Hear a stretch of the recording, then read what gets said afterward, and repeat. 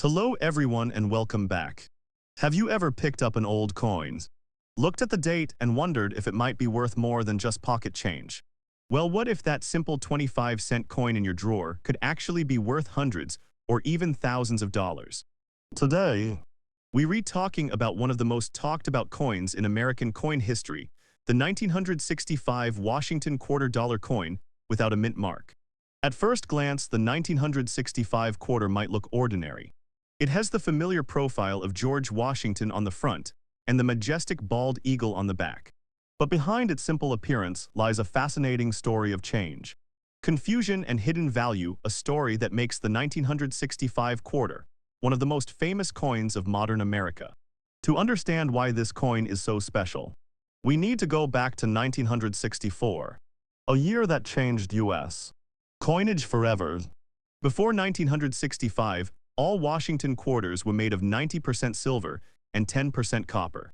But rising silver prices in the early 1960s caused serious problems for the U.S. Treasury. The silver in coins became more valuable than the coins themselves. People began hoarding quarters, half dollars, and dimes, melting them down for their silver content. To solve this crisis, Congress passed the Coinage Act of 1965, which eliminated silver from dimes and quarters entirely. Starting in 1965, quarters were made from a clad composition, an outer layer of 75% copper and 25% nickel, bonded to a pure copper core. This change marked the end of an era for American silver coinage. Now here's where the story gets interesting. Because 1965 was the first year of this major metal change, collectors and the public were confused, and so was the mint. Millions of 1964 silver quarters were still being produced, while the new 1965 copper-nickel quarters were entering circulation. To prevent hoarding and speculation, the mint decided not to include mint marks on any coins from 1965 to 1967. That's why the 1965 quarter has no mint mark, even though most were struck at the Philadelphia Mint, and many at the Denver and San Francisco mints too. The 1965 quarter became a symbol of transition from silver to clad, from tradition to modernity. But that's also what makes it so collectible today. Because of this unique period, there are error coins, transitional varieties, and rare strikes that are worth a small fortune. Among the most valuable are the 1965 silver planchet quarters coins that were accidentally struck on leftover 90% silver blanks meant for 1964 quarters. These are incredibly rare. If you find a 1965 quarter that weighs around 6.25 grams instead of 5.67 grams, it could be one of these legendary errors, and that means you might be holding a coin worth $5,000 to $10,000, or even more depending on condition. But even without such errors, collectors treasure the 1965 quarter because it marks the turning point in U.S. coinage history. A standard 1965 quarter in fine condition might be worth around $1 to $3, depending on wear and eye appeals. In extremely fine or uncirculated condition, prices rise to $5 to $25.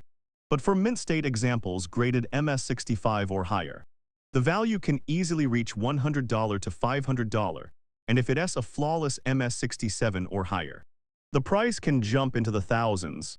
There's even one famous example, a 1965 quarter struck on a silver planchet that sold for over $12,000 at auction. And in some cases, unique transitional errors have fetched over $20,000 or more, depending on the grading and provenance. So what should you look for if you want to check your own 1965 quarters? First, weigh the coin. A standard copper-nickel clad quarter should weigh about 5.67 grams, while a silver quarter will weigh closer to 6.25 grams. You can use a small jewelry scale for this. Also, check the edge of the coin. Clad quarters show a copper-colored core along the edge, while silver quarters are solid white or gray with no copper stripe. Another clue to value is condition. If the coin's details like Washington's hair, the lettering, and the eagle's feathers are still sharp and unworn, that coin could easily fetch collector interest. Collectors also hunt for special error varieties such as Double die obverse or reverse, where the design appears slightly doubled off center strikes, where part of the design is missing or misaligned clipped planchets, where a small portion of the coin is cut off, and the extremely rare transitional silver strike.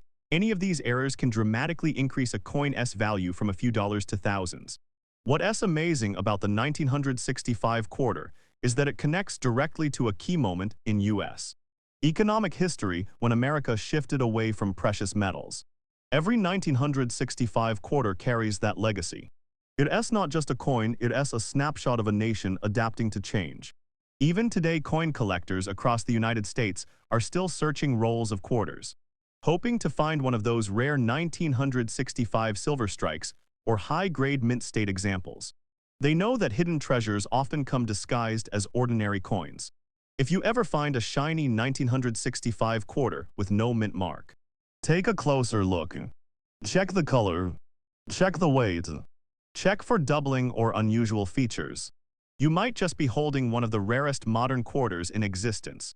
And even if it's not worth thousands, every 1965 quarter tells a story, the story of change, of innovation, and of the hidden value in everyday things.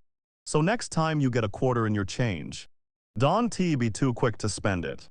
Because sometimes, history hides in plain sight right there in the palm of your hand. The 1965 Washington quarter, without a mint mark, remains one of the most fascinating and collectible coins in modern American history. It's a coin that changed the way U.S. money was made and continues to capture the imagination of collectors, historians, and treasure hunters to this day. Who knows? That small, worn quarter you find in an old jar could be worth much more than you think, maybe even your next big discovery. Thank you for watching the entire video. You can tell us in the comments what we should make the next video about.